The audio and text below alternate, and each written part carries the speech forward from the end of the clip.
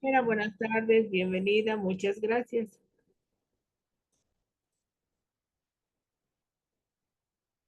Gracias, Licen. ¿Cómo están, chicos? Buenas tardes. Vamos a dar continuidad con el material de avance. Por favor, si me pueden aguardar. Estoy esperando la pantalla compartir ya. Ok. Ayer nos hemos quedado en el método PER, ¿no ve? Quedado claro todo el avance del día de ayer. Voy a complementar un poquito con el material de ahora a lo que es el método PER, ¿ya?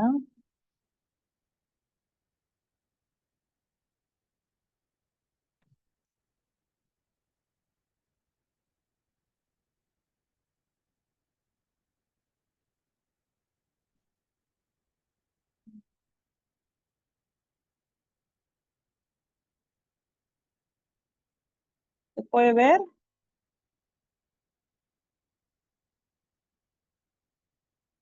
¿Aló? Se ve, dicen. Sí, ingeniero.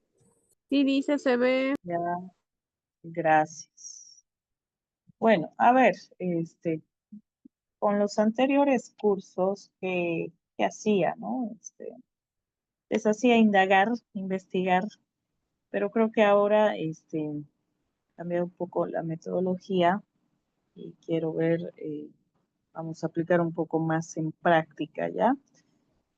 Eh, Adán, ¿está? Sí, Adán, ¿puede empezar la lectura, por favor? perfecto. Ya. El método PERT. El método o diagrama PERT, técnica de revisión y evaluación de programas, permite dirigir la elaboración de un proyecto realizando la representación gráfica de una red de tareas, concentrando la atención sobre los problemas reales o potenciales, proporcionando a los responsables informes precisos del estado del proyecto y a su vez determinando el espacio de tiempo en el que puede realizarse. Ya. A ver, acá yo lo que lo aplico más, como les digo, en cuestiones de construcción, por ejemplo, en el caso de la unidad de negocio, por ejemplo, ya cuando es una instalación de cableado, en proceso de un soporte, una instalación de un cable o de internet, ya vamos a poner esto en el caso de Tigo, ¿no? Donde aplican quiénes, ¿no? Los ingenieros electrónicos, ingenieros de electricidad, ¿no? Que están ingenieros en redes, que están más, que es mucho más exacto y más preciso, ya más cuantificable, se puede decir, este tipo de proceso. En mi caso, yo no lo he aplicado, ¿no? Al 100% para serles sinceras, pero sí se asocia quizá en algunos procesos que dentro del análisis, ¿no? Cuando se evalúa la medición de calidad, se puede quizá aplicar, ¿ya? Continúe, Adam, por favor. ¿Ya? Beneficios del método PERT. Permite una gestión y organización efectiva de las actividades. Calcula rutas de trabajo optimizadas. Toma en cuenta las dependencias entre las tareas. Posibilita planificaciones más efectivas y realistas. Identificación de cuellos de botella o nodos críticos en la ruta de trabajo. Ayuda a cumplir plazos y presupuestos estimados en la administración. Facilita la toma de decisiones anticipadas y efectivas al tener una noción clara de lo que es el método PERT. Permite la detección de aquellas actividades críticas que son susceptibles de... Ahí, ¿no? Se queda ahí. Bueno, a ver, yo lo asocio y a ver, ustedes ahí me van a notificar o pueden también identificar quizá en su trabajo, ¿no? Por ejemplo, en este caso, ayer hemos hablado de las botellas, del cuello de botellas o nodos críticos en una ruta del trabajo. Yo les decía, por ejemplo, dentro de la estructura de los ingenieros civiles, ¿no? En un rubro de construcción, en una propuesta de un proyecto de construcción, eh, un nodo crítico, un cuello de botella puede ser el factor lluvia, ¿no? Que empezamos con una temporada de lluvia a partir de noviembre hasta enero, entonces ahí sí tenemos una ruta crítica o un cuello de botella que puede afectar, ¿no? Al método PER, a su cuantificación de tiempos, ¿sí? Otro ejemplo que yo les puedo dar es igual cuando se hace una instalación de un internet, ¿no? Una instalación de cable, muchas veces por un factor clima, por ejemplo, acá en Santa Cruz ahorita estamos con mucho viento, ya a veces se pueden caer árboles, no sé, puede pasar algún contexto y una situación, y no se puede hacer muchas veces una instalación de cable, ¿no? ¿Por qué? Porque una instalación de internet, perdón. ¿Por qué? Porque expone a la persona que va a hacer, ¿no? Esa instalación precisamente por el factor clima, ¿no? Que la puede exponer su vida. Paralelamente, no se puede hacer porque precisamente por este factor a veces la señal no es muy buena, ¿no? Y muchas veces en mi contexto laboral, ¿ya? ¿Qué es lo que pasa? Que a veces llaman los clientes y nos reclaman, ¿no? Que se tenía una instalación programada y que no se ha asistido o no ha llegado el técnico. Se trata a veces de explicar y lamentablemente a veces no entiende la persona, ¿no? Entonces, eh, es bueno aplicarlo esto, la verdad que es interesante, ¿no? Porque son procesos mucho más exactos, ¿no? Pero ahí podemos ver, ¿no? Y ahí mismo dice, facilita la toma de decisiones anticipadas y efectivas al tener una noción clara de lo que es el método PER, ¿no? ¿Se entiende hasta acá? ¿Está claro, jóvenes? Sí, Licen. Ya. Adán, continúe, por favor.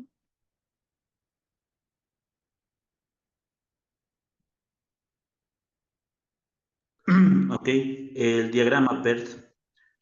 Un diagrama de PERT es una herramienta de gestión de proyectos que se emplea para analizar cada tarea necesaria para completar un proyecto.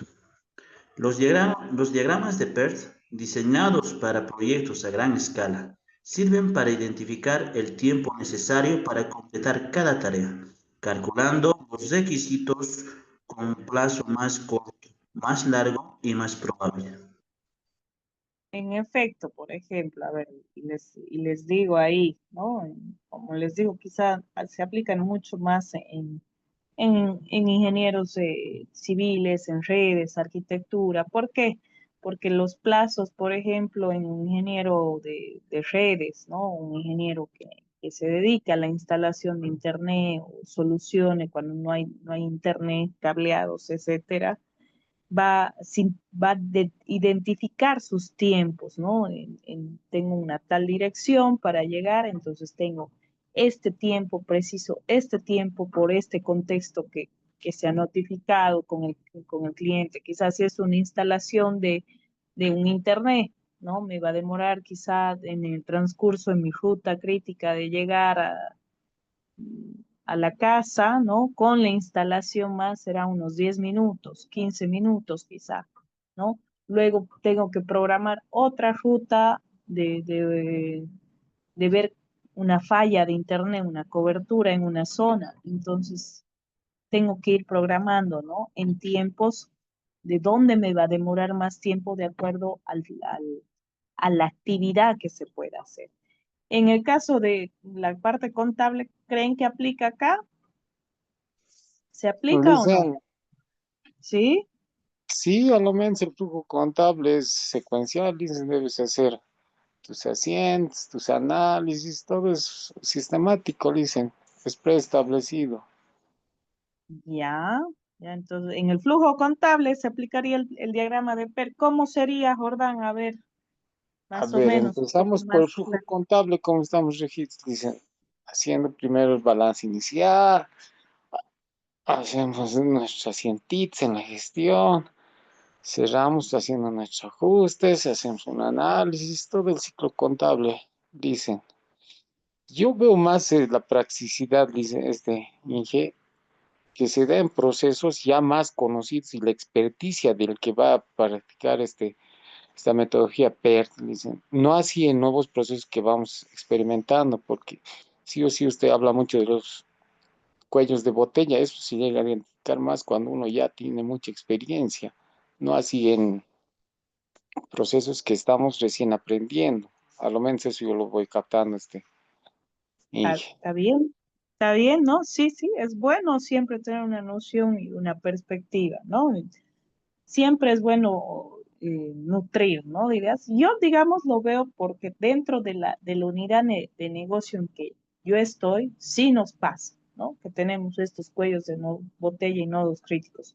Obviamente nosotros, a nivel TIGO, terciarizamos el servicio de la parte técnica, ¿ya? Terciarizamos de los técnicos, los ingenieros en redes, ¿no? Pero sí, y puedo identificar ya cuando nos notifican en el sistema, ¿no? A veces nos salen los reclamos de clientes de ciertas visitas técnicas. Ahí tenemos un contexto crítico, ¿no? Retraso por demora en una instalación de Internet, retraso por factores clima, ¿no? Retraso porque el problema aborda a un contexto más de la zona de instalación de cableado, digamos, ¿no? Como les digo, puede haber, en el caso de la parte contable, si ustedes lo aplican y lo ven, genial, ¿no? Para mí, yo al menos quizá lo aplicaría más en un contexto en un diagrama de Gantt, pero si usted lo ve en PERT, me parece genial, me parece, o sea, inclusive es mucho más exacto, como dice, ¿no? ¿En qué parte nos hemos quedado? ¿Ventajas? ¿Aló? En ventajas, ¿no? Adam, Ah, un poco más eso, continúa. ¿Sí, no en más. ventajas? A ver, diferencia. O inventar saber una anterior lección. Ya. Ventajas, vamos con ventajas. Ventajas de usar un diagrama de PERT. Los diagramas de PERT pueden ser útiles para proyectos que no son de rutina o que son muy exigentes en cuanto a plazos, con muchas dependencias entre las distintas tareas. Aclarar las limitaciones de tiempo para su equipo. Ofrecer una vista detallada de la secuencia en la que deben efectuarse las tareas. Ayudarte a gestionar el tiempo y los recursos en todo el equipo con más eficiencia. Reducir los residuos y los costos en el desarrollo del proyecto. Ahí. Sí, en efecto. Diferencias entre un diagrama de Gantt y PER. Continúe, Adam.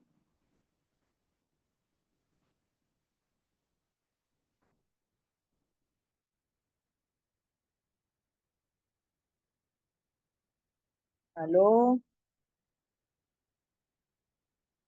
Dice, Continúe. Diferencias hola, entre un diagrama de Gantt y PER. ya, diferencia entre un diagrama de Gantt y PERT. La más importante es que los diagramas PERT en general se emplean antes de que empiece un proyecto para desglosar el proyecto en tareas más pequeñas, mientras que los diagramas de Gantt se emplean durante el proyecto para programar las tareas por fecha y mostrar cuánto trabajo se ha finalizado. Considera usar un diagrama PERT es determinar la ruta crítica de tu proyecto o calcular con precisión la duración del proyecto. Ve los modelos que siguen para visualizar la comparación entre el diagrama PERT y el diagrama de Gantt. ¿Qué debe incluir un diagrama PERT? Nodos numerados. Cada uno de estos nodos representa un paso o tarea clave del proyecto que hay que completar para que éste avance. En los diagramas PERT suelen dibujarse de forma de cajas o círculos según preferencia. Flechas continuas. Estas flechas en el diagrama de PERT reflejan el orden de tareas que se han de completar en sucesión para poder ir avanzando en el proyecto sin retrasos.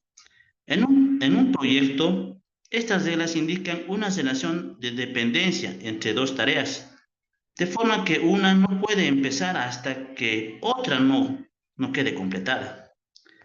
Camino crítico. Es el camino de flechas que ha de completarse ordenadamente para la consecución del proyecto. Normalmente se representan coloreando las líneas pertinentes o resaltándolas. Diagrama de PERT o sigo. Continúe, por favor. Continúe ya la última diapositiva. Ya. Diagrama PERT, paso a paso. Identifica tus tareas. Elabora una lista detallada de las tareas que deben completarse como parte del proyecto. Es más fácil hacerlos si inicialmente has determinado el alcance del proyecto y si has decidido qué tareas son críticas y cuáles son y cuáles no. Calcula el tiempo. Determina la duración optimista, pesimista y más probable para cada tarea. Una vez que hayas calculado cada uno de estos, podrás determinar la duración prevista del proyecto. Decide las relaciones de dependencia. Piensa qué tareas no pueden comenzar hasta que no acaben otras. Por ejemplo, si organizamos una boda, no podemos encargar los decorativos y el catering antes de escoger un espacio de eventos. Por tanto, existe una relación de dependencia entre este caso que habría que reflejar en el diagrama de PERT. Dibuja el diagrama. Incorpora tus tareas en el diagrama, junto con el tiempo que has estimado para su finalización. Este diagrama se dará una línea de tiempo gráfica para tu proyecto y te ayudará a determinar la ruta crítica. Gracias, Adán. Ahí podemos ver, por ejemplo, ¿no? Y un diagrama de ver cómo va, ¿no? Si ustedes se dan cuenta, va por nodos, ¿no? Estos son los nodos. Sí, ahí nos va indicando reunión de inicio, 2 días, diseño aprobado, 2 segundos, sitio web preliminar, 3 segundos, sitio web terminado, 3 segundos, tienda en línea en marcha, 1 segundo, negocio en marcha, ¿no?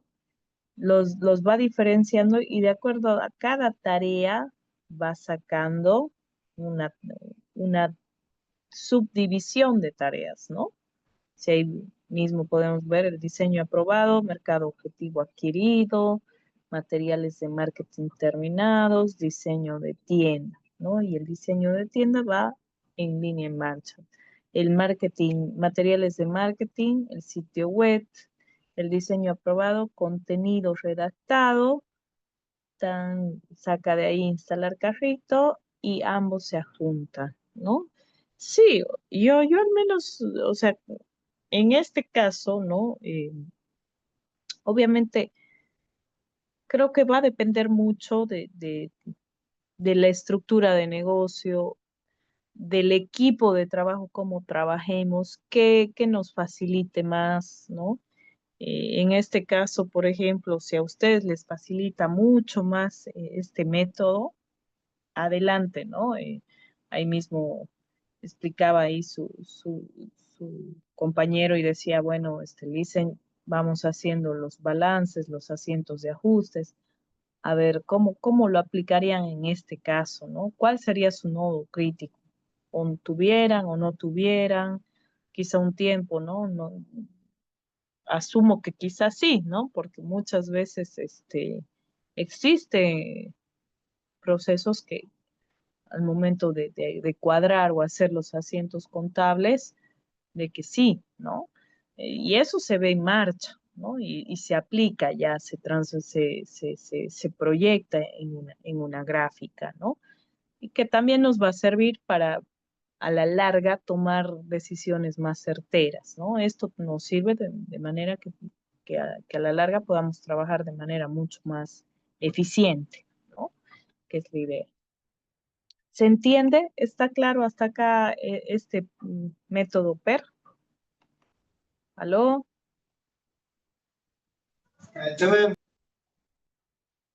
Sí, Lice. Ya. Vamos a continuar con el organigrama, ya que entra otra forma de medir, otra forma de estructurar para el proyecto, ¿ya? ¿Quién puede leer, por favor? A ver, voy a designar ahorita. Sofía, ¿está? Sí, Licen, buenas tardes. Buenas tardes. ¿Puede leer, por favor? Sí, Licen.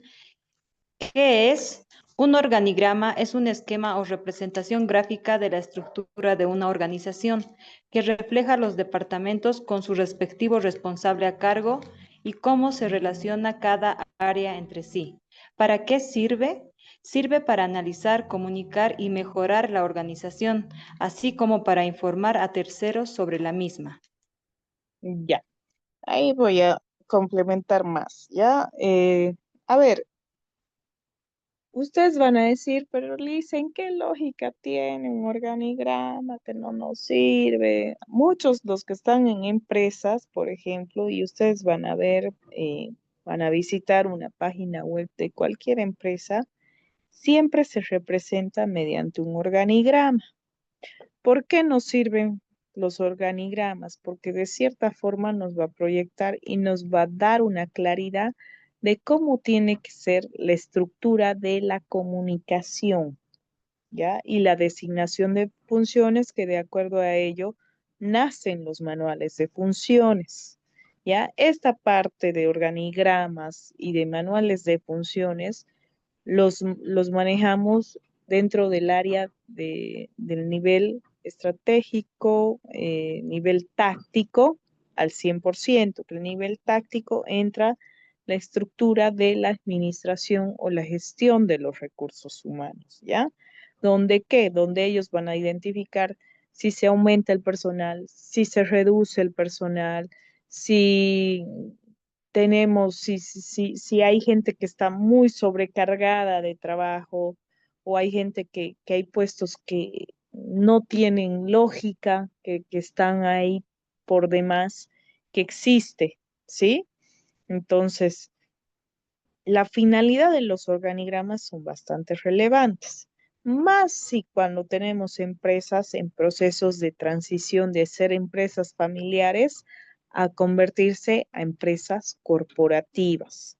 ¿Por qué? Porque en base a ello marcamos bien los cimientos o la cancha de qué división va a tener por ejemplo, en un caso, como les digo, una empresa familiar que pase a esa transición, ¿no? Porque ustedes saben que muchas empresas en Bolivia son, si crecen o están formadas, son por negocios familiares, ¿no? Al menos dentro de nuestra estructura familiar, dentro de nuestra estructura, perdón, empresarial, detona mucho las empresas familiares, las cuales llegan a surgir muchas, ¿no? Que, por ejemplo, tenemos la Farmacor, que ha sido una empresa familiar y que ahora tiene cuántas sucursales a nivel Bolivia, ¿no?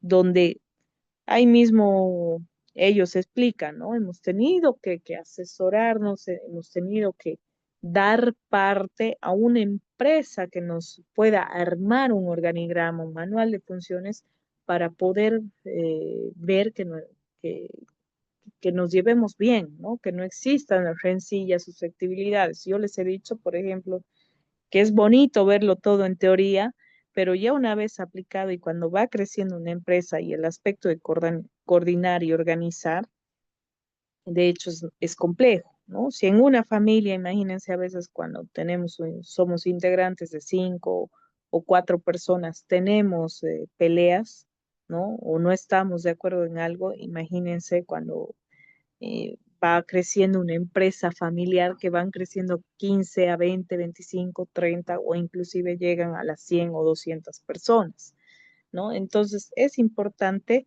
ver las estructuraciones de organigramas, ¿no? Ahí mismo dice, ¿cuál es el objetivo? Sofía, ¿puede leer? ¿Cuál es su objetivo? Sí, Licen. ¿Cuál Va, es su objetivo? Permite conocer información esencial del funcionamiento de la empresa para coordinar distintos aspectos del negocio y proyectos que se quieran llevar a cabo. Además, es un buen indicador del crecimiento de un negocio. Este estará mejor dimensionado si cuenta con una herramienta como el organigrama. así es, tal cual, ¿no ven? Tal cual lo que les estoy diciendo, ¿no? Las dimensiones. Y tenemos varios organigramas, por ejemplo, ¿no? ¿Puede leer, por favor?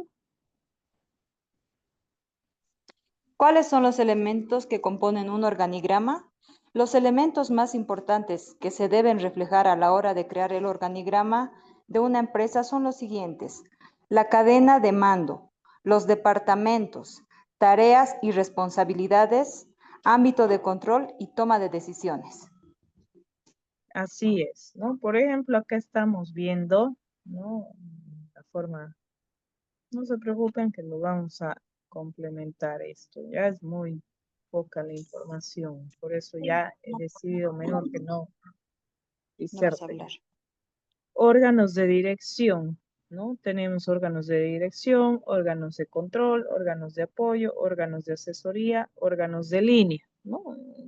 Este es un organigrama lineal, funcional, y hay una parte de líneas. No, ni siquiera una línea está, porque la línea está, por ejemplo, va con líneas separadas, ¿ya?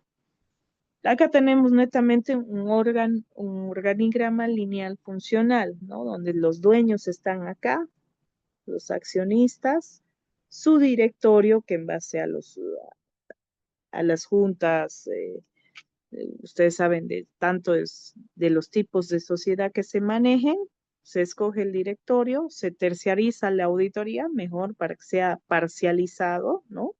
No tengamos susceptibilidad, se escoge al gerente general, se escoge al personal, a la parte contable, a la parte jurídica, tenemos la parte logística, producción, marketing y finanzas, ¿sí? Nos proyecta un tipo de organigrama lineal funcional. Por ejemplo, cuando tenemos, voy a mostrarles ahorita, guárdenme 2 minutitos. Voy a mostrarles, por ejemplo, cuando tenemos eh, personas, quiero ver.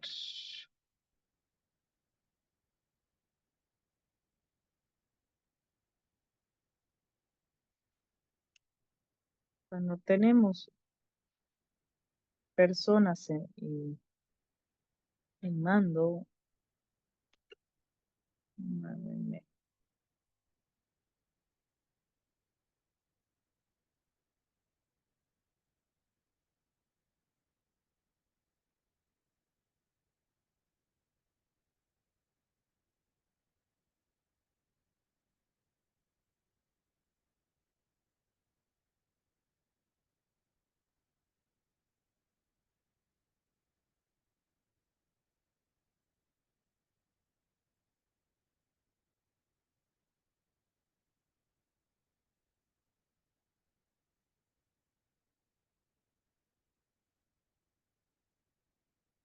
Aguárdenme, por favor, me van a notificar si se puede ver, ¿ya?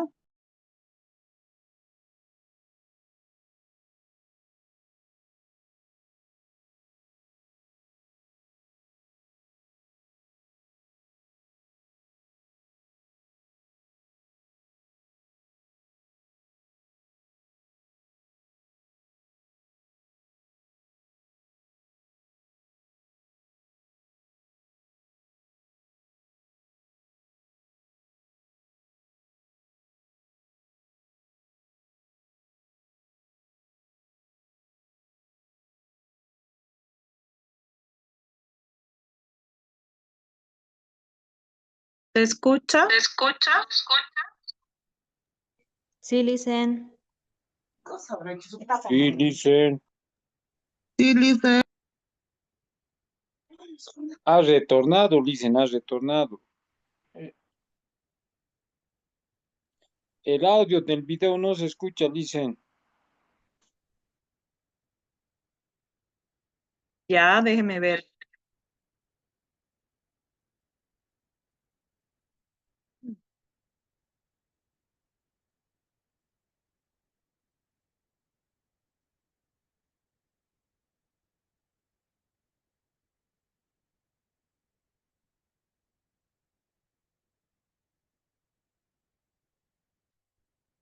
Ahora,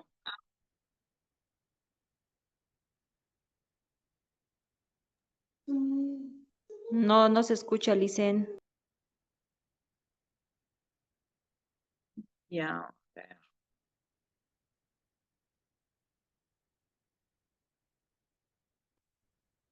Niveles jerárquicos, las obligaciones y la organigramas. El organigrama es la técnica de organización más popular. Representa la disposición o ordenación de los órganos o cargos que componen una empresa.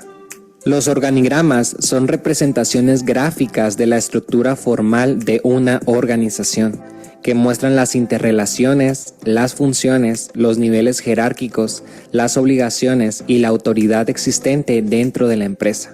Tipos de organigramas. ¿Cuál es el mejor formato para un organigrama? En función de tus necesidades y el tipo de organización, es posible que desees elegir un formato menos tradicional de organigramas. Hay 3 tipos de organigramas principales: el jerárquico, el matricial y el plano. Organigrama jerárquico. Este es el tipo más común y da origen al sinónimo diagrama jerárquico. En una jerarquía, un grupo de personas se encuentran en la parte superior, mientras que los individuos con menos poder se ubican por debajo en forma piramidal. Organigrama matricial. Este es común en las empresas que tienen más de un director. Por ejemplo, una organización puede tener un equipo de diseñadores gráficos que debe rendirle cuentas al diseñador gráfico principal. Los diseñadores gráficos también trabajan en otros proyectos que probablemente estén liderados por otros gestores de proyectos. En este caso, los diseñadores gráficos deben rendirle cuentas a 2 personas. Organigrama plano. Este tipo, a veces denominado organigrama horizontal, prácticamente no tiene niveles medios de gestión y por lo general supone 2 niveles, los directivos superiores y los empleados. En empresas como esta, los trabajadores tienen más responsabilidades y están más involucrados de forma directa en la toma de decisiones. Usos de los organigramas. ¿Cuál es el mejor uso para un organigrama?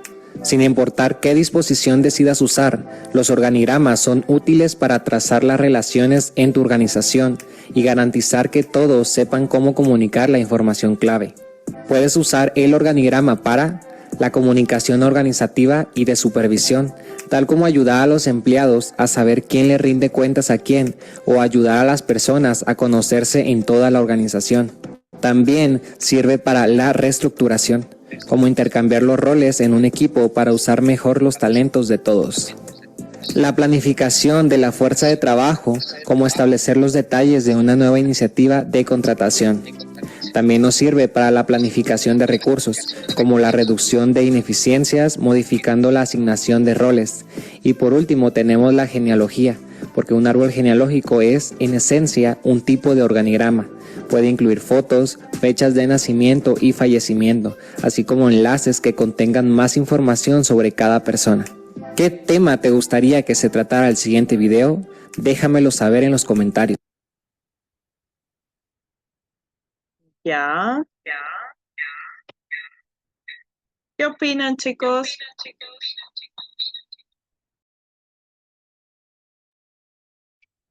¿Qué pueden decir?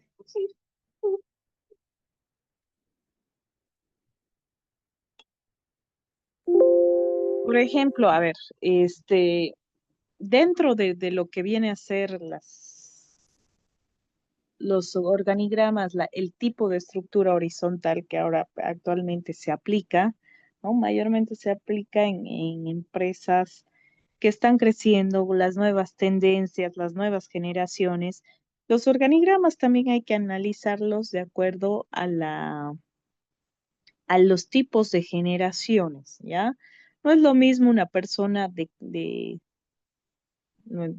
han sido nuestros abuelos, por ejemplo, ¿no? Personas de 60, 70 años, a la época de nuestros papás, a nuestra época y a la que son nuestros hijos o a las otras generaciones, ¿no? Porque en la época, por ejemplo, de nuestros papás o de nuestros abuelos, ellos no han tenido las herramientas que nosotros actualmente tenemos, ¿no? Como es el internet, por ejemplo, eh, anteriormente ellos trabajaban con una máquina de escribir, ¿no? Nosotros actualmente trabajamos con una computadora, manejamos celular, manejamos redes sociales, los que ahora están saliendo profesionales manejan la IA, ¿no? Todo es con inteligencia artificial. Entonces, tenemos que ser inteligentes al momento de hacer una estructuración, porque ustedes saben que en las empresas se trabaja con una diversidad de personas, ¿no? ¿Qué quiere decir esto? Personas mayores, personas de edad media, personas que recién están egresando, recién están saliendo profesionales. Entonces, tenemos que saber trabajar y adaptarnos, ¿no? Y entonces, ¿qué es lo más sano y aconsejable, ¿no? Armar un organigrama donde integres a todo el equipo. ¿Cómo integramos a todo el equipo? En mi punto de vista, lo más sano, ¿no? Para hacer una estructura son los organigramas horizontales, ¿no? ¿Por qué? Porque los organigramas horizontales integran, hacen participar, ¿no?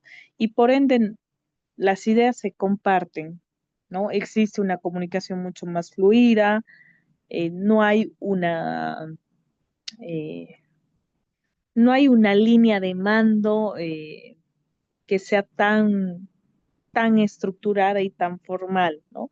En algunos por ejemplo, en la administración pública sí tenemos una organización netamente 100% lineal, ¿no? Que ustedes cuando hacen, por ejemplo, una gestión de un papeleo, ¿no? Es mucho más burocrático, tarda más, que va de la persona, va pasando por ciertas aprobaciones de acuerdo a la unidad de mando y a la jerarquía lineal, ¿no? A diferencia de acá. ¿Se entiende? ¿Está claro este punto? ¿Aló? Sí, listen. Ya. A ver, vamos a complementar con este video más para que veamos y de ahí entramos al manual de funciones, ¿ya? Me notifican si se puede escuchar, ¿ya? O sea, estoy con ambas computadoras.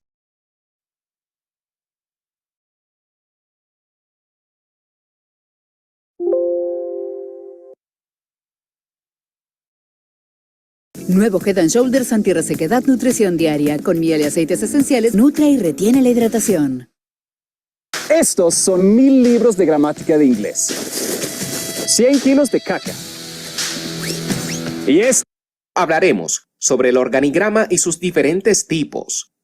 Un organigrama es una representación gráfica de la estructura organizativa de la empresa, que muestra las distintas unidades organizativas y las relaciones que existen entre ellas, comprendiendo rápidamente y a simple vista las relaciones y dependencias jerárquicas que existen entre los distintos departamentos y grupos de actividades de la empresa.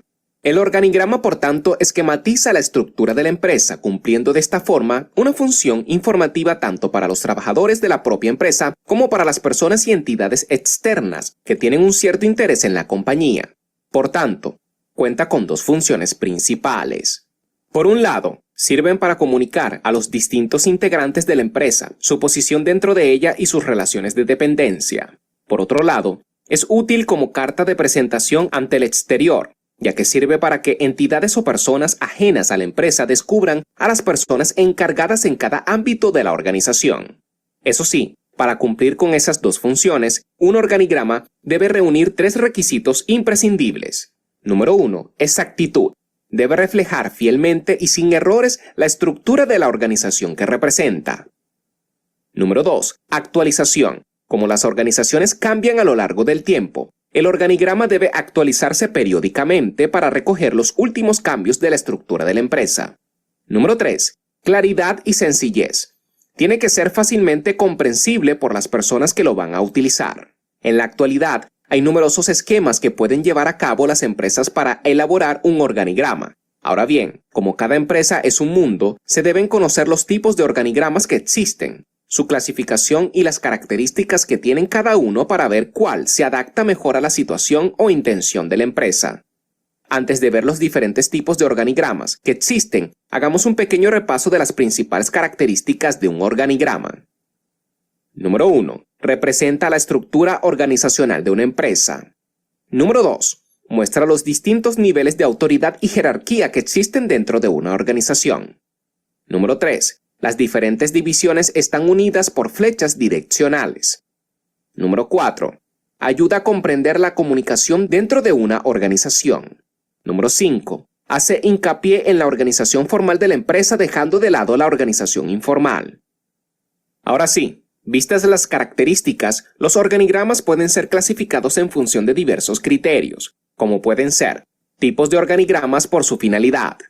En este caso, el objetivo es conocer la finalidad que persigue la empresa con la elaboración del organigrama. Sabiendo qué queremos representar, podremos elegir el más adecuado. Número 1. El organigrama analítico. El fin es conocer los procesos de la empresa. Normalmente se representa por una serie de cuadros conectados por flechas que indican la dirección a seguir. Por ejemplo, un proceso de compras estaría formado por un cuadro de recepción en almacén, otro de gestión de albarán, gestión de facturas y pago de estas al vencimiento. Al fin y al cabo, se estudian aquellos aspectos relacionados con el comportamiento organizacional, por lo que se dirige exclusivamente a personas que poseen los conocimientos necesarios. Número 2. Organigrama informativo. En este caso se busca ofrecer información organizacional a personas externas a la empresa. Este tipo de organigrama es muy habitual encontrarlo en la página web de una compañía grande. Deben ser visualmente sencillos, ya que su principal finalidad es enseñar al exterior los diferentes puestos de trabajo de la compañía. Número 4. Organigrama formal. Representa el modelo de funcionamiento planificado de una empresa y requieren de aprobación previa. Es decir, un organigrama será considerado organigrama formal cuando haya sido aprobado por la dirección de la empresa. Número 4. Organigrama informal.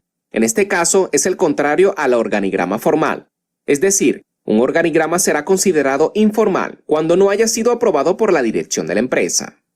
Tipos de organigrama según su organización. Dependiendo de la organización de la empresa podemos distinguir tres tipos. Número 1. Organigrama jerárquico.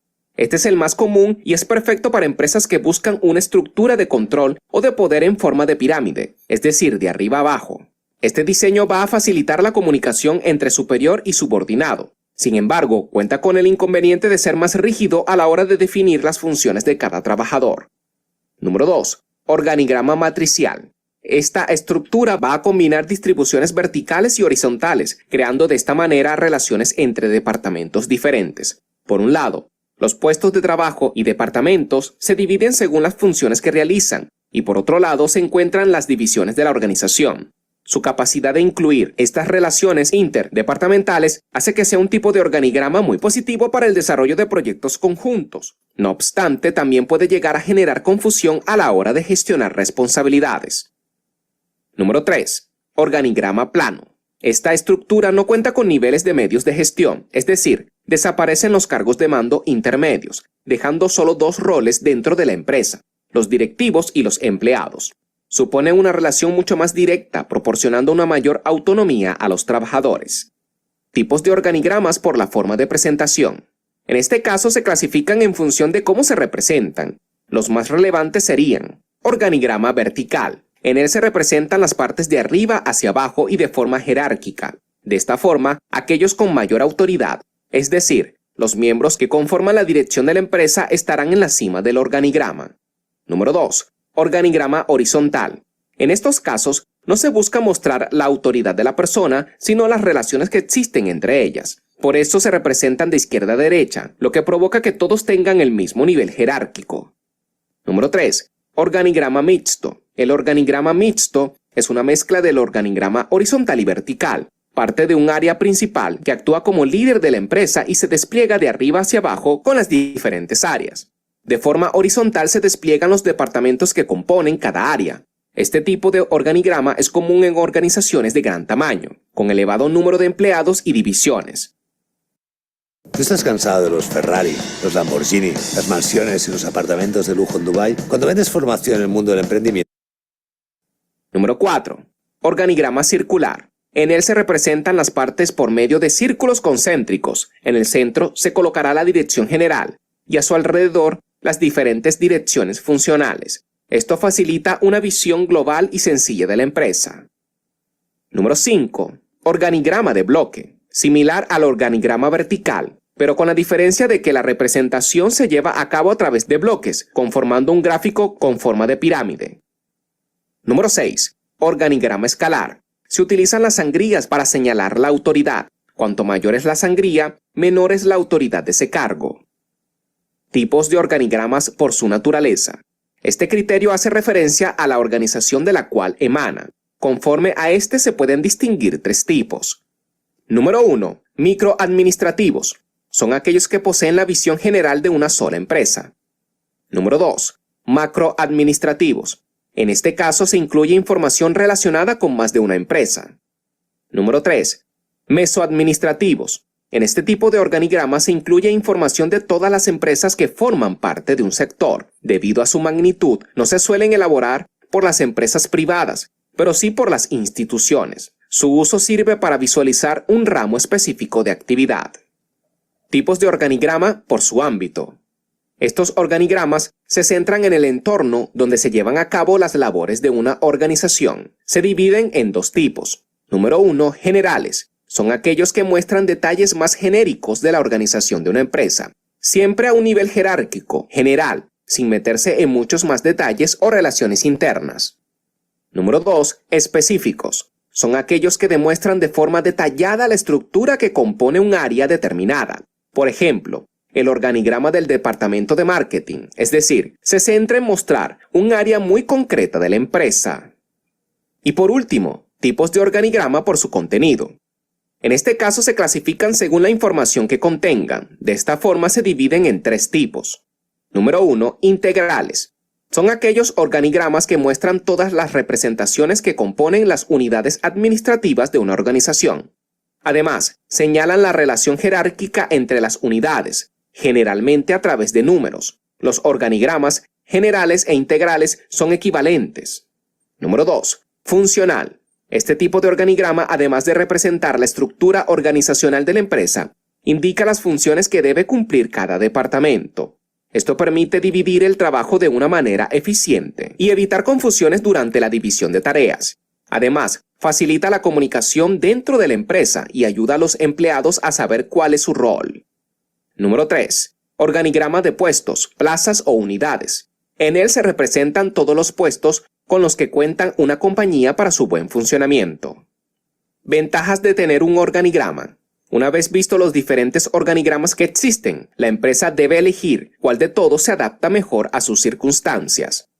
Es bueno que elaboren al menos uno de ellos, ya que todos cuentan con los siguientes beneficios. Número 1. Fija un rumbo claro a la organización. La elaboración de un organigrama ayuda a definir mejor los objetivos generales y concretos de cada departamento, y además permite hacer un seguimiento de cómo estos se están llevando a cabo, pues se podrá seguir en todo momento el hilo de acciones.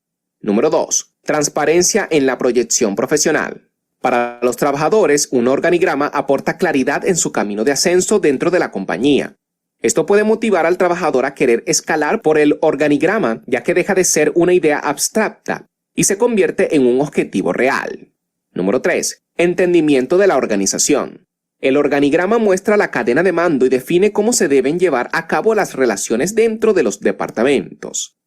Número 4. Fácil coordinación entre los equipos. Una de las mayores ventajas de contar con un organigrama es el poder dividir y repartir las distintas tareas entre los distintos empleados, de más grandes y generales a más pequeñas y específicas, convirtiéndolas así en objetivos accionables que ayudarán al crecimiento y los beneficios de toda la compañía. Número 5. Detección de errores. Confeccionar un organigrama permite detectar posibles fallos en la estructura organizacional de la empresa. Al detectar estos fallos, podremos corregirlos y de esta manera optimizar las funciones de cada trabajador. Por ejemplo, puede que 2 personas tengan el mismo rol y no se hayan dado cuenta al no tener una clara visión de quién hace cada cosa. Número 6. Y última mejora, la comunicación. El organigrama es una herramienta perfecta para el área de recursos humanos, ya que a través de su modificación se pueden realizar ajustes que faciliten la comunicación entre empleados y equipos, mejorando de esta forma los sistemas de trabajo. Con todo esto me despido por hoy. Si te he ayudado y quieres seguir aprendiendo,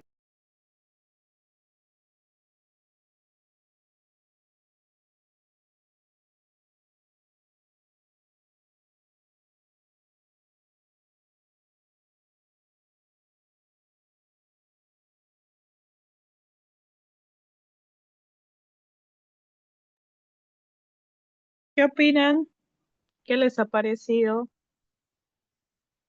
A ver, Miguel, ¿qué opina? ¿Está Miguel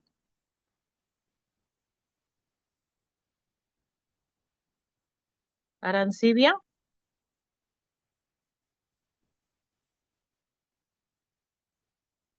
¿Aló?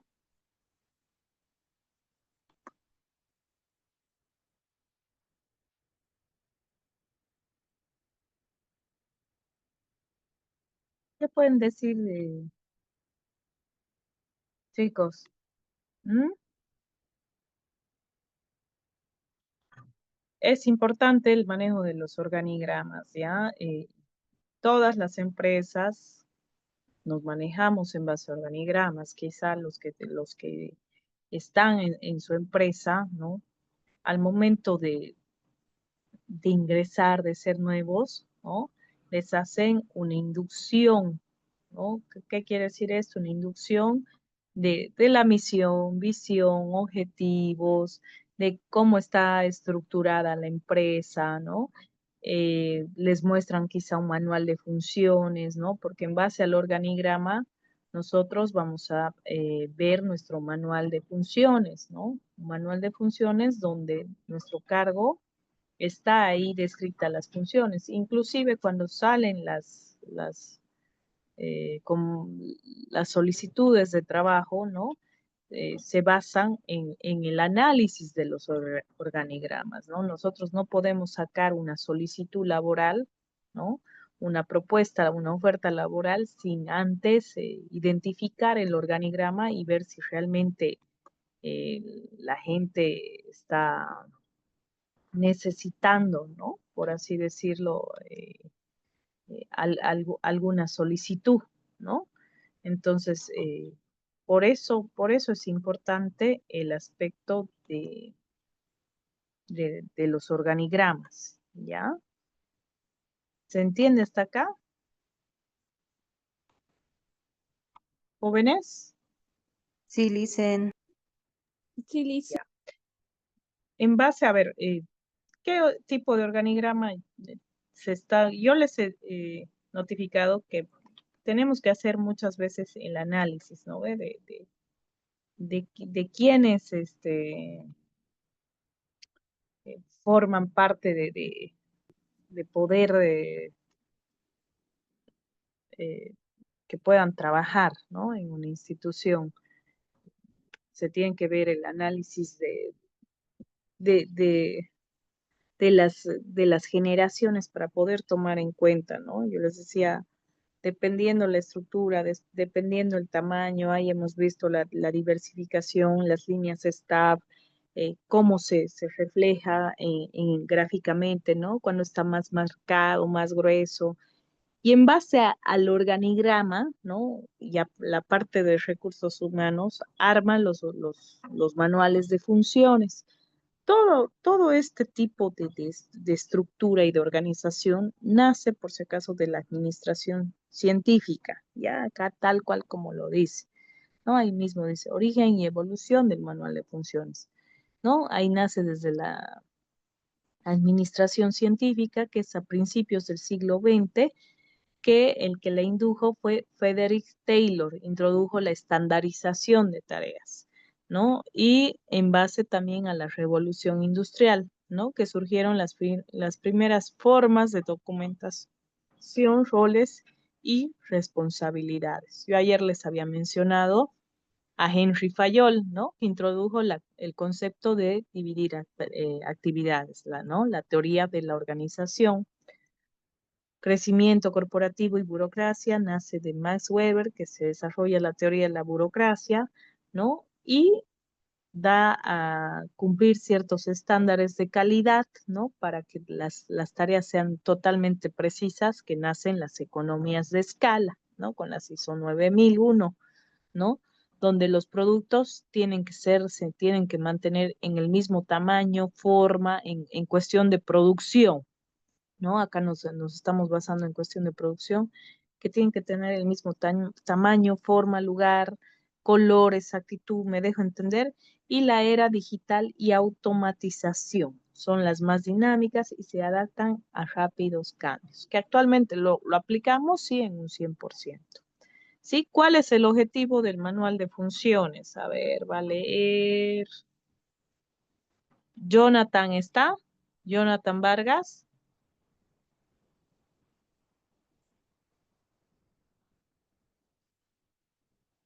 Jonathan.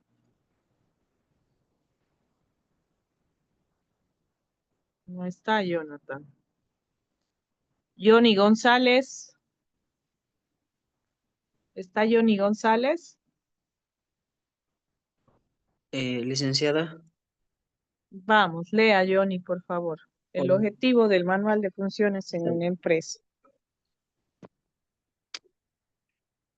Objetivo del manual de funciones en una empresa. Los objetivos del manual de funciones son los siguientes: establecer claramente las funciones básicas y las responsabilidades que corresponde desempeñar a cada dependencia, delimitando la naturaleza y amplitud del trabajo. Clasificar y ordenar la ubicación y las funciones específicas que deben cumplir los cargos dentro de la estructura general de la empresa. Continúe. Johnny. Precisar la unidad de mando y las interrelaciones jerárquicas de los jefes hacia su personal y funciones internas y externas de la empresa. Proporcionar información a los colaboradores sobre sus funciones y ubicación dentro de la estructura orgánica. Servir como instrumento básico para racionalización de los procedimientos sustantivos como adjetivos, en concordancia con las normas de simplificación administrativa. Constituye un documento base para efectuar los procesos de reorganización que estime conveniente la alta dirección de la empresa. Ya. A ver, ahí, como les decía, en base a los organigramas se detonan los manuales de funciones. ¿Qué es el problema actualmente en lo que pasa en nuestros contextos? Y muchos quizá lo han vivido o se lo ve, ¿no? Lamentablemente reflejado al menos en la administración pública. Hay sobreexceso muchas veces de contratación de personal, ¿no? Donde las funciones, en vez de hacer, llegan a ser mucho más burocráticas. Hay una rencilla porque todos no terminan haciendo las tareas, se delegan, pasa de un lado al otro y al final nunca terminan haciendo nada, ¿no? Entonces, por eso es importante al momento de armar un organigrama, acorde al cargo que se está reflejando en nuestro organigrama, determinar qué tipo de funciones van a hacer, cuáles son las obligaciones y las responsabilidades de ese cargo, ¿ya? Por ejemplo, acá, ¿no? Acá tenemos una estructura de un manual de funciones, ¿no? La presentación, los objetivos, el alcance, el organigrama, el formato de estándar que describe cargos y funciones, glosario organizacional y recomendaciones, ¿no? Ahí mismo tenemos código del puesto. En este es un número clave que en algunas empresas se utiliza para los efectos de ordenamiento y fácil localización de los mismos. En algunos casos se otorga el número presupuestario que corresponde, el título de puesto, anotar el nombre con el que formalmente está vía presupuesto, la nómina de pago, contrato de trabajo, etcétera. Se denomina pues ubicación administrativa. En ese apartamento se debe anotar el órgano administrativo en donde se encuentra el puesto indicado o en donde se lo puede localizar. Inmediato superior, señalar el nombre del puesto, de la persona quien recibe órdenes o instrucciones directamente en su trabajo. Y subalternos, indicar el nombre del puesto a los cuales dirige, supervisa o controla directamente el desarrollo del trabajo, ¿no? Y ahí tenemos claramente, ¿no? Un manual de funciones.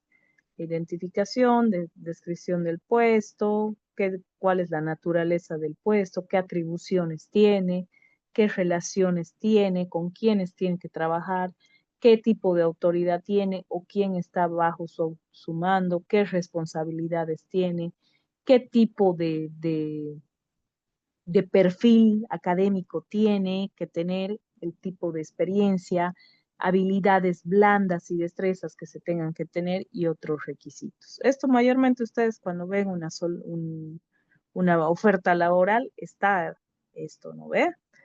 ¿Sí o no? Jóvenes. Sí, dicen. Sí, ¿no ve? Está todo lo que comentan, dicen, pero ahí lo argumentan diciendo y toda acción o a requerimiento del inmediato superior que pueda hacer, y en ahí se agarra el superior, que al margen de la especialidad que tengas o el área que haya sido contratado, te hacen hacer cualquier cosa. Es lo que veo. Sí, a ver, depende en qué tipo de administración estemos, ¿no? Ustedes saben que bueno, diferentes tipos, tanto en la administración pública o privada puede ser muy diferente, ¿no? Qué tipo de perfiles o qué tipo de manuales de funciones nosotros detonemos, ¿ya? A ver, vamos a leer acá la naturaleza de lo que describe acá. ¿Quién puede leer? A ver, que no. Yanine, ¿está? Yanine Cuellar. Sí, dicen. Vamos, Yanine, lea, por favor. Naturaleza y atribuciones. ¿A qué nos referimos? Descripción del puesto. Naturaleza. Esta es una descripción sucinta a aspectos esenciales y específicos de las tareas o labores asignadas al puesto, lo que hace que se distinga del resto de puestos existentes en la empresa. En este apartado se define si el trabajo es de naturaleza operativa, apoyo, técnico, profesional o administrativo, su complejidad responsabilidad y autoridad a las instrucciones que recibe, la supervisión recibida y o ejercida, así como el grado de independencia y criterios necesarios para el desarrollo del trabajo y cómo son revisadas y evaluadas las labores o las tareas realizadas. Atribuciones. Es la descripción breve en términos generales y con algún grado de importancia de las tareas o labores que son características del puesto. En este apartado no se debe pretender incluir todas las tareas o las labores que se realizan en cada uno de los puestos, ni todo lo que se describen serán limitativas de lo que debe desempeñar la persona que ocupa ese puesto de trabajo. Por lo tanto, Es un apartado representativo de un puesto en particular y existen varias formas de enmarcar su descripción. Pueden ser atribuciones específicas, generales, especiales, particulares, etc. Atribuciones diarias, semanales, mensuales, anuales y atribuciones de orden de la más a la menos importante. Así es, gracias, Diana. No siempre, ojo, ¿no? Acá tenemos un ejemplo, en este caso, de lo que nos muestra cómo puede ir una descripción de un manual de puestos. No necesariamente tiene que estar así, ¿no? Precisamente así. Puede entrar solamente la descripción del puesto, ¿no? Y los requisitos, o muchas veces los requisitos y las funciones, ¿no? Que a veces salen en las ofertas laborales, ¿ya? Pero bueno, acá está al 100% uno estructurado, mayormente este tipo de manual o de solicitud o de oferta que quizá vemos, ¿no? En un manual de función cuando nos muestran, mayormente se desarrollan en las UNGs o en administraciones públicas, ¿no? Que es constante.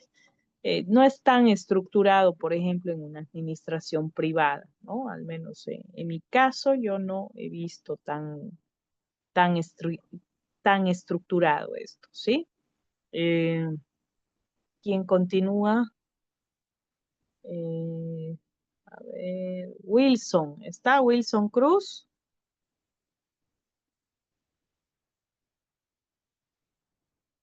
¿Aló, Wilson? ¿Está? No está Wilson Cruz. Oriana Mendoza, ¿está?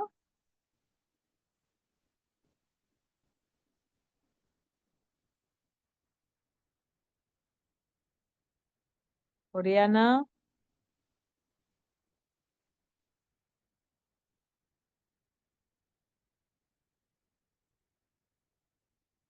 Ana María Gutiérrez, ¿está?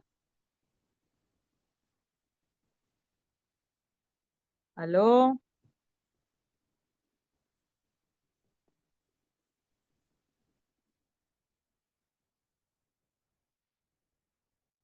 ¿Qué está pasando? Que estoy llamando y no me están contestando. Yanine, por favor, ¿puede continuar? Camila, en principio no he podido porque estaba como se ha bloqueado la pantalla, le dice, por favor. Ya, lea, por favor. Vamos.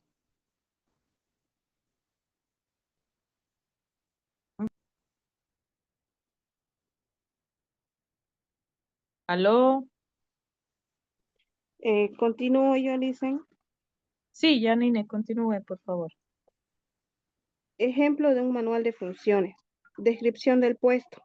Relaciones de trabajo. Describe los contactos personales y las relaciones públicas que los empleados deben mantener en el desempeño de sus atribuciones, tanto en la forma intra como interinstitucional.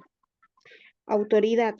Es la descripción del grado de decisión que el titular del puesto tiene para actuar en las diferentes actividades, tareas o labores en que participa sobre nuestros puestos. Tiene mando y responsabilidad y en qué grado se afectan sus relaciones de trabajo. Responsabilidades. Se refiere a la descripción de los elementos que inciden en la participación del servidor en la custodia, despacho, uso de equipo inmobiliario, valores y así como la eficiencia en el trabajo deben indicarse en orden de prioridades conforme a su cuantía de utilización. Ya. Y ahí vamos, continúe, por favor. Educación académica, experiencia, habilidades, destrezas, todo eso. Yanine, continúe. Ya, especificación del puesto. Requisitos mínimos exigidos. Educacionales o académicos. Grado de educación escolar, media y universitaria indispensable. Experiencia. Describe el conjunto de conocimientos prácticos y o técnicos que se requieren del candidato para el desarrollo del trabajo. Preferentemente se debe dar en función del tiempo de práctica dentro y o fuera de la empresa o institución. Habilidades. La habilidad debe de entenderse como la capacidad mental para comprender y entender las formas de dar y recibir órdenes, instrucciones, mensajes y otras formas o maneras de relación de trabajo. Destrezas. Es la capacidad manual para ejecutar una actividad específica. Esta función es práctica y tiene relación directa con la habilidad necesaria y requerida para acometer una acción, actividad o tarea. Bien, gracias. Eh, a ver, les hago una pregunta en general para todos. Ustedes cuando han ingresado, cuando han postulado a un trabajo, ¿les han mostrado cuál era su manual de funciones? ¿Les han dado algún manual de funciones? La gran Sí, mayoría no muestra, dicen, y no tienen, dependiendo de la envergadura de la empresa. sí, sí, Porque sí. en En las mi caso, privadas, yo le comento, en un hotel, se hace de ujú, todo, en un pequeñito. Por ejemplo, ayer antes era hablando con un compañero, está de administrador, hasta lo hago de chofer, hago mantenimiento, no vienen algún personal, tengo que estar haciendo de mesero, lo hacen de todo, Elisa. Es una es que utopía, ahí es tal lo vez, malo, ahí es lo pero es la malo. Y realidad ahí de te, nuestra economía, Inge. Y peor eh, es aún cuando nos ofertan una oferta laboral, nos piden ujú, pretensión salarial, que es alto en la ah, parte administrativa, es algo re observable. En los cursos que he estado sí, pasando siempre pues, refutan eso y es en nuestro país donde siempre se da eso, pretensión laboral, ese, el sí, salario, sí, se recalcar. sí, ¿no? Lamentablemente sí, ¿no? Pero, a ver, obviamente, sí, nuestra estructura a nivel macroeconómico es compleja, pero tarde o temprano, ¿no? Una persona que termina haciendo de todo, llega a ver un desgaste emocional y mental, y por ende le genera una frustración, ¿no ve? Entonces, y esa frustración a la larga le va a generar más molestia, más desgano de ir a la empresa que una satisfacción, ¿no? Entonces, y ahí juega, y eso es también juega en contra para la empresa, ¿no? Porque a la larga va a ser, si se mantiene así, ¿no? Con una funcionalidad así, va a llegar a ser el puesto bastante rotatorio, ¿no? Va a ser quizá que dure obviamente sí, por la necesidad uno puede considerar, pero a la larga ya llega a ser agotador, ¿no? Pero si nos manejamos así como empresa y si sigue creciendo, no va a durar, ¿no? Lamentablemente no va a durar, ¿por qué? Porque la gente se va a cansar, va a renunciar en una constante y no va a abastecer, entonces eh, va a agotar todos los recursos, ¿no? Y los recursos más importantes de una empresa son los recursos humanos, las personas, ¿no? Porque es el motor para que una empresa funcione en realidad, ¿no? Entonces, el punto de quiebre llega en cualquier momento y ahí juega en contra, ¿no? Por ejemplo, ¿por qué tenemos una administración pública tan desgastada, ¿no? Y tan ineficiente, tan burocrática, tan lenta al momento de gestionar, tan llena dentro de un clima laboral de tanta corrupción, ¿no? Que estamos acostumbrados, ¿no? Y que al final hay gente que llega al puesto laboral y que no termina haciendo nada, lamentablemente, porque precisamente por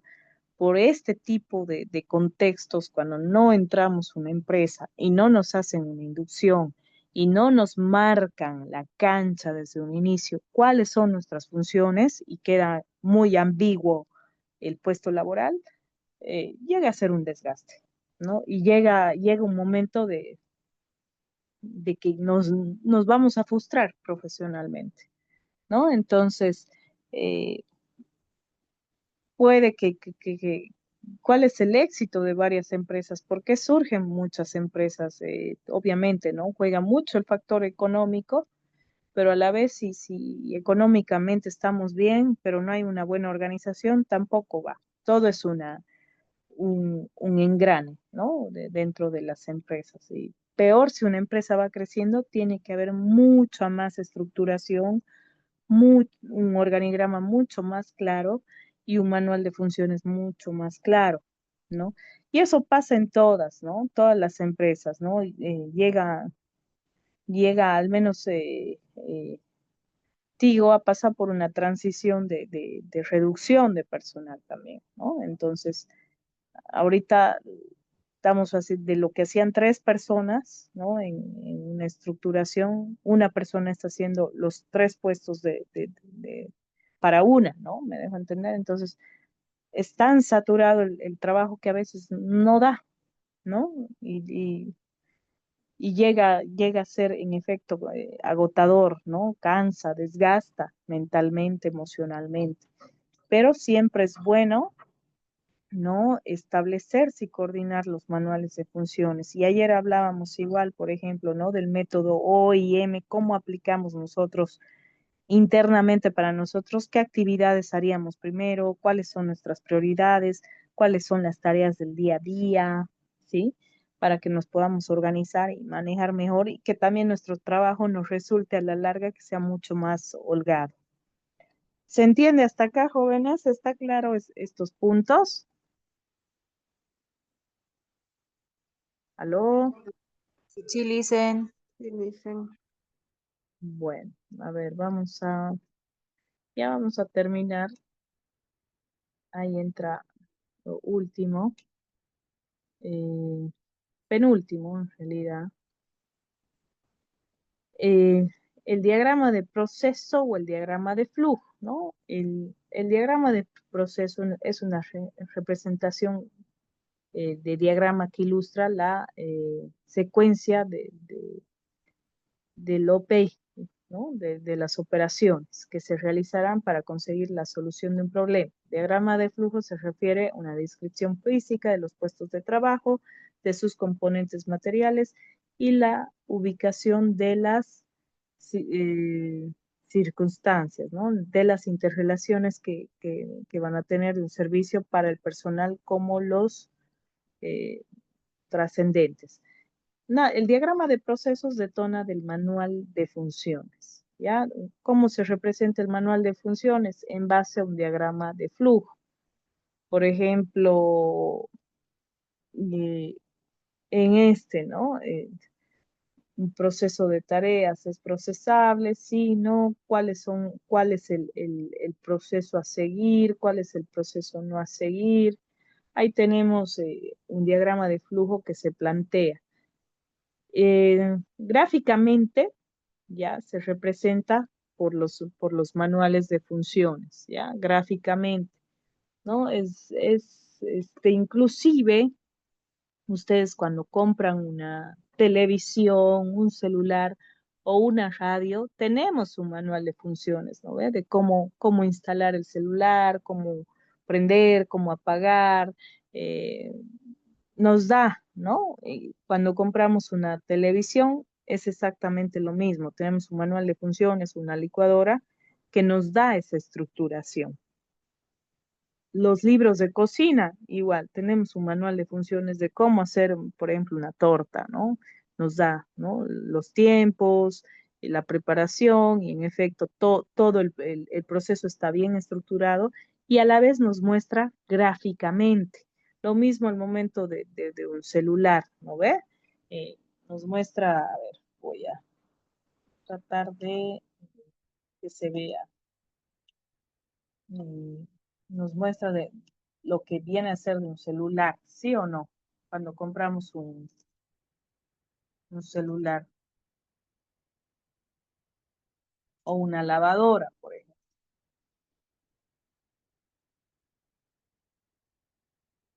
¿Sí o no?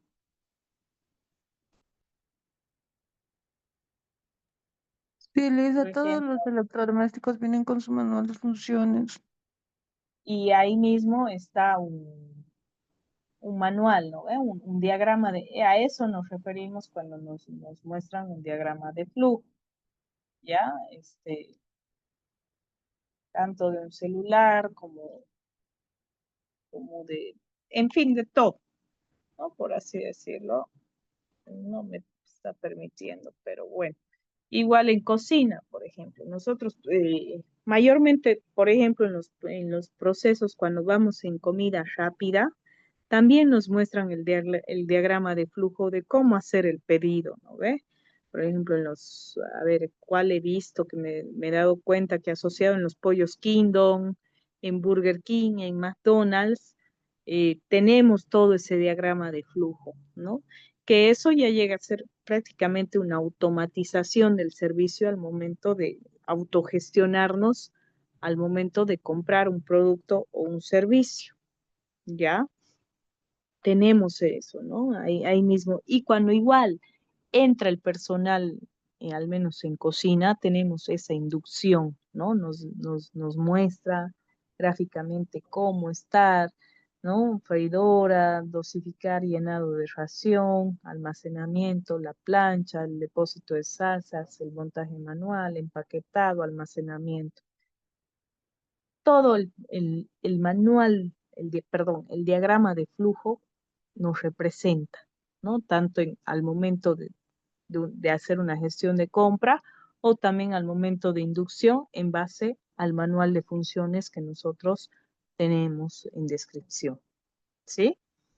¿Se entiende hasta acá? Van de la mano. ¿Qué quiere decir? Van enlazados la parte de los organigramas con los manuales de funciones y los diagramas de flujo van enlazados. ¿Por qué? Porque son parte de la organización, ¿no? Se aplica en todas las áreas, por supuesto que se va a aplicar tanto en el área eh, industrial en un 100%, por ejemplo, en el área de recursos humanos, por ejemplo, para la división de personas, la descripción de un puesto laboral y paralelamente también en el área financiera, ¿cómo lo aplicaríamos? A ver, la purga, ¿no ve? Un manual de funciones. Quizá más que todo las herramientas que ustedes más tienen a utilizar son los diagramas de Gantt y los métodos PERT y los manuales de funciones, ¿no? Identificando cuáles son las tareas, las funciones de un contador, por ejemplo. ¿Sí? ¿Me dejo entender? ¿Está claro hasta acá, jóvenes? ¿Se entiende? Sí, licenciada. Ya. Bueno, a ver, vamos a descansar unos 5 minutitos y volvemos para la última parte que son las KPIs, ¿ya? Para cerrar con las KPIs. 3:35 volvemos. De nuevo, ¿cómo están? Bueno, vamos con la última parte. ¿Se acuerdan que les hablaba y les decía que toda la parte de organización y métodos está basada, hemos visto que la eficiencia y la eficacia es relevante, ¿no? ¿Y cómo medimos la eficiencia y la eficacia? Por medio de las KPIs, ¿no? Que han debido escuchar. Acá Miguel, que quizá está en el área de banca, eh, escucha al 100% de lo que vienen a ser las KPIs. Creo que no se conectó el día de hoy. Pero bueno. Vamos a continuar, ¿ya? ¿Qué son las KPIs? Es lo más detonante en el área de la parte de organización y métodos. Adam, ¿puede leer, por favor? Adam, Sí. vamos, lea, por favor. ¿Qué son los KPIs? Son los KPIs. Los Key Performance Indicators, es decir, indicador de clave de desempeño, son herramientas digitales fundamentales en la gestión empresarial para medir el desempeño y el éxito en el logro de objetivos estratégicos. Los KPIs son métricas específicas utilizadas por las organizaciones para evaluar diversos aspectos de su rendimiento, ya sea a nivel global, de departamento, proyecto o incluso individual. Así es, así es. Y en cada unidad de negocio, en cada área de negocio están. Continúe, por favor. Ada. Estos son, está bien, estos son los indicadores o valores cuantitativos que se pueden medir, comparar o monitorear con el fin de poner el desempeño de los procesos y trabajar en las estrategias de un negocio. Se trata de medir los resultados en números para aportar información real a las decisiones, no solo percepciones y conjeturas. Pero la verdad es que en la tecnología casi todos los procesos se pueden medir, se pueden saber, por ejemplo, cuántas personas accedieron al sitio web de la empresa, qué proveedores tienen la mejor relación costo-beneficio, qué empleados son más productivos y eficientes, entre otras cosas. El caso es que más que métricas, los indicadores clave de desempeño son aquellas cifras y porcentajes que son realmente valiosos para la estrategia y competitividad de la organización. Así es. Por ejemplo, a ver si yo les pregunto, en el área contable, ¿cuál es un KPI? ¿Qué vendría a ser un KPI? ¿Qué podemos medir? ¿Mm? ¿Qué identificamos? Si se generan, ustedes corríjanme, si se generan utilidades o no se generan utilidades en la empresa, si hay más entrada o salida en la empresa. Esos son unos KPIs dentro de la parte contable, en la parte financiera. Hay, se genera, por ejemplo, en el área yo les decía, ¿no? Dentro de mi unidad de negocio, ¿no? ¿Cómo yo puedo medir si realmente la atención del cliente está siendo rentable o no? Por medio de la encuesta que el asesor eh, proyecta, ¿no? Y el cliente me da la retroalimentación de esta encuesta. Se mide en base a eso. Lamentablemente a veces puede ser muy subjetivo, ¿no? En la atención al cliente, porque no necesariamente puede que a veces el asesor brinde una excelente atención, ¿no? Existen escenarios, pero que en realidad el, el enojo o la frustración del cliente se venga en base al negocio, ¿no? ¿Qué pasa? Entonces, ahí tenemos que identificar cuáles van a ser nuestros KPIs en cuestión de desempeño, ya sea en nuestra unidad de negocio. Y también medir con nuestro equipo de trabajo, ¿no? Porque todos ya nos manejamos mediante equipos de trabajo. ¿Cuáles van a ser nuestros indicadores cuantitativos que nos permitan mejorar y permanecer en un buen ambiente? Hay empresas que solo se manejan en base a KPIs. Ahí, por ejemplo, dice, ¿cuál es la diferencia entre KPI y métrica? ¿No? Eh, en el empresarial habitual usar KPI y métricas es la misma frase o incluso como si las dos cosas fueran sinónimos. Sin embargo, ambos son conceptos diferentes.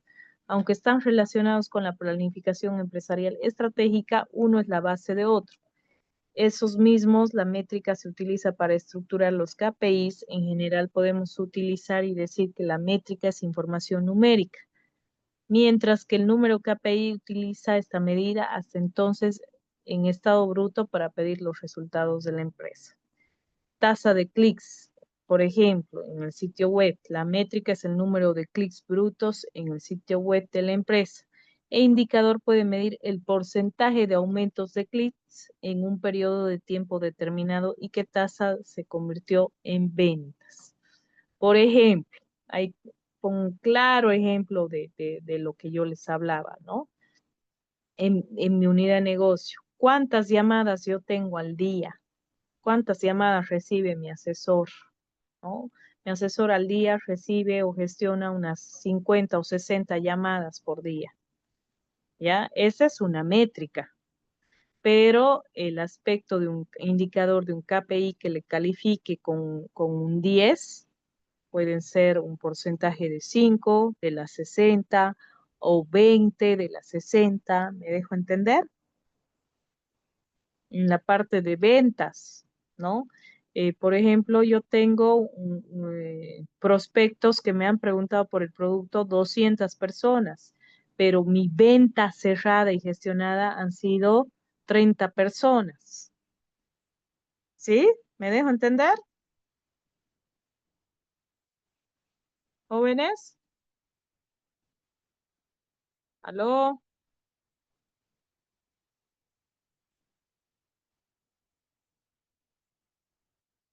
¿Se entiende? Más sería, dicen, el tema de una estadística. Mayor cantidad, mayor probabilidad de que tengamos éxito. Sí, va relacionado, pero en términos actuales, dentro de un enfoque empresarial, ya lo estamos tomando en cuenta en métricas y KPIs, ¿no? Las KPIs, que yo creo que a la larga se van a establecer en toda unidad de negocio, ¿no? En toda unidad de negocio. Ustedes, por ejemplo, el área contable, yo asumo que tienen sus métricas, ¿no? Que tienen sus indicadores. Por ejemplo, en la parte financiera hay indicadores financieros, ¿no? Quizá ahí nos hubiera dado una pauta mucho mejor en este caso, qué tipo de indicadores financieros maneja la parte de banca, ¿no? Cómo se manejan esos indicadores financieros. ¿Sí? Continuamos, por favor. Jordán, lea, continúe.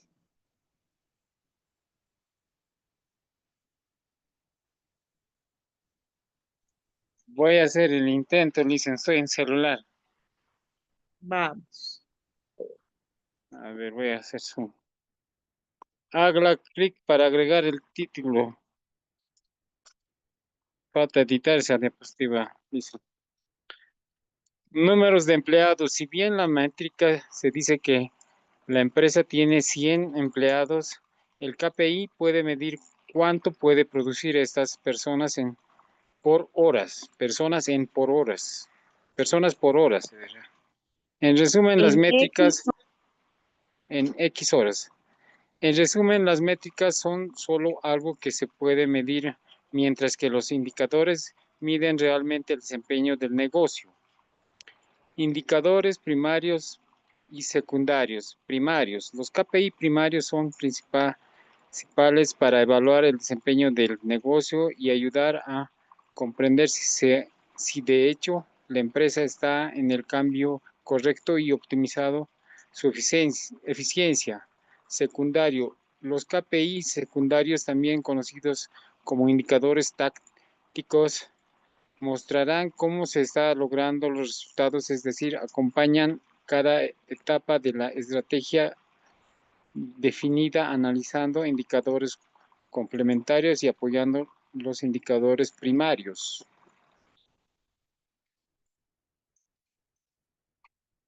bien, sí. Acá, como vemos, ahí tenemos, ¿no? El aspecto de los KPIs, ¿no? A ver, acá yo discrepo, ¿no? Un poquito porque creo que cada KPI es relevante, ¿no? Por ejemplo, en el área de recursos humanos también nosotros vamos a definir, ¿no? ¿Cómo vamos a medir el desempeño de una persona? Y ahí es mucho más subjetivo para el área de recursos humanos porque es subjetivo, ¿no? ¿Cómo medimos las habilidades blandas, las destrezas, ¿no? Cuando una persona, por ejemplo, no me está rindiendo bien, no me está consiguiendo el objetivo, pero tiene buenas habilidades, tiene buena actitud, ¿no? Entonces, ahí podemos jugar un poco, no ser tan tajantes solamente en KPIs, y sí tener un equilibrio, ¿no? En el aspecto de las KPIs. Por ejemplo, ahí dice, ¿no? ¿Cómo hacer un buen KPI? Se basa en seguimiento constante y en tiempo real de los indicadores, estar alineado con la estrategia organizacional, con los objetivos, tener una persona responsable con la gestión y pueda monitorear el progreso, obtener datos actuales y también mostrar tu tendencia para así proyectar a futuro y prepararse para la incertidumbre. Esto mayormente va en una proyección de ventas, ¿no? Una proyección de cómo se va a gestionar, ¿no? El aspecto, la parte de ventas. Ser de fácil comprensión para los involucrados, ya que se medirán las actividades realizadas por los profesionales. Ser periódico, es decir, medirse de vez en cuando con fines de comparación y análisis. Ser confiable en el rango de variación aceptable. Si los valores son mucho mayores o menores de este rango, se debe encontrar una solución al problema. Estar estandarizado con la comparación, ¿no? Y así sucesivamente, son un montón de factores. Yo por eso les digo, puede ser muy subjetivo, ¿no?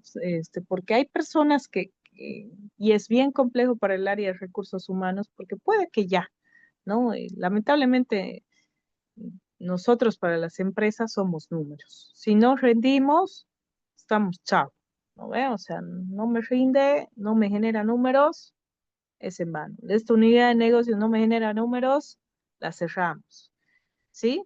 Entonces, tenemos esa proyección. Por ejemplo, un KPI de calidad, ¿no? Un KPI de calidad puede ser, por ejemplo, eh, enfocada en el producto, ¿no? Ahí no me acuerdo quién te creo que Sofía era la que tenía un restaurante, ¿no? Cómo va la calidad de los productos y las ensaladas, por ejemplo, si es un local de comida, si los productos están en buenas condiciones, ¿no? La calidad se mide en base a eso. eh, si la cocción de la carne, los tiempos, todo en base a la calidad del producto. Financieros, como les digo, qué rentabilidad tenemos, qué KPIs financieros podemos tener. ¿Mm? Rentabilidad, tasa de retorno de inversión. Esos son KPIs financieros que que tranquilamente se pueden dar, ¿no? Aplicados al cliente, por ejemplo. Y ahí yo les he hablado sobre el uso del HT, del HOL, del NPS, ¿no? Que el NPS es la encuesta de satisfacción, ¿no? Cuán contento está con el servicio, ¿no? Y obviamente son aspectos que llegan a ser cualitativos, pero se transforman en cuantitativos, ¿no? Y que nos sirve para tomar una mejor toma de decisiones si algún proceso, alguna KPI está fallando.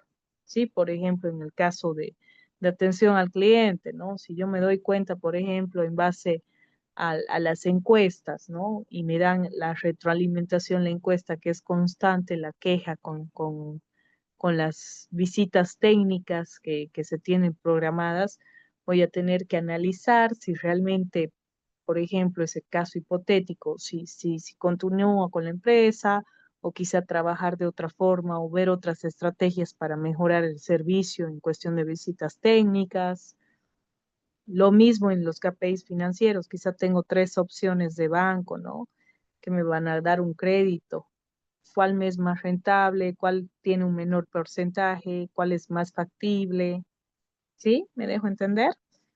¿No? Entonces, esa es la funcionalidad de las KPIs, ¿no? Que son estratégicas, cuantificables, medibles, accesibles, entendibles y accionables sobre todo, porque en base a lo que nos muestran los números, nosotros podemos tomar las decisiones 100% certeras y cambiar la estructuración de la empresa o ver qué tipo de estrategias vamos a tomar. ¿Ya? ¿Se entiende hasta acá? Sí, Lisa. Sí, Lisa. Sí, Lisa.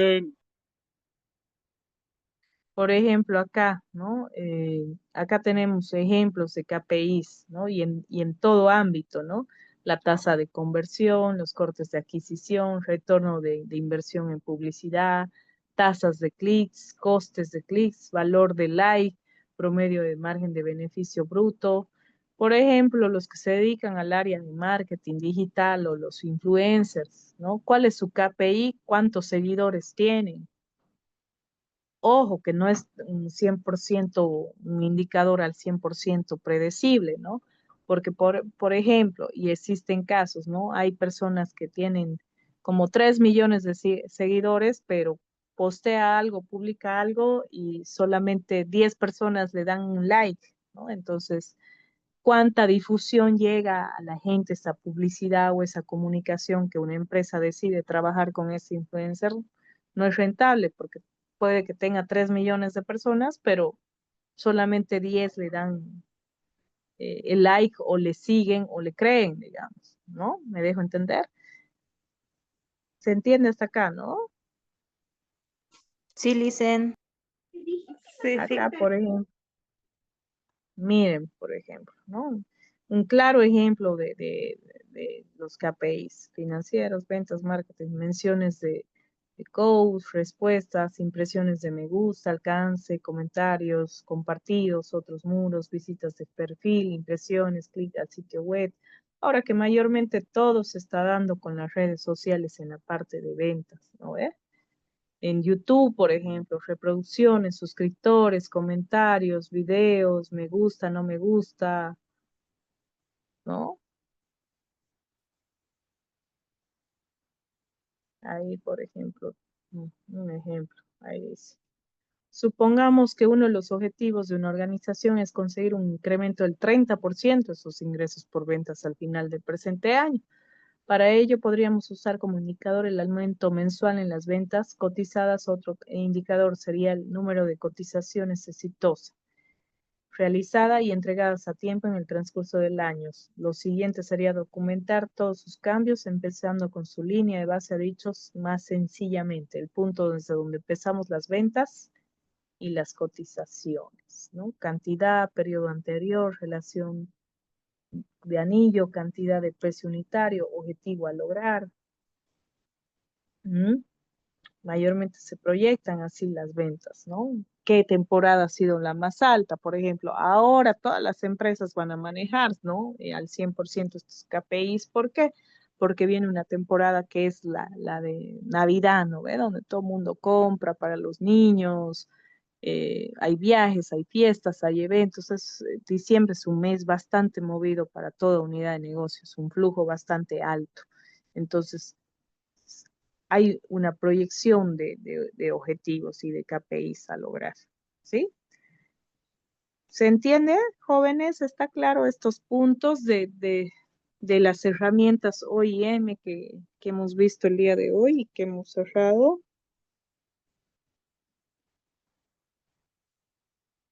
¿Está claro? Sí, Licen. ¿Aló? Perfecto. Bueno, quedamos hasta acá. Espero que les haya gustado, espero que les haya servido el material, ¿no? Lo voy a subir en la plataforma.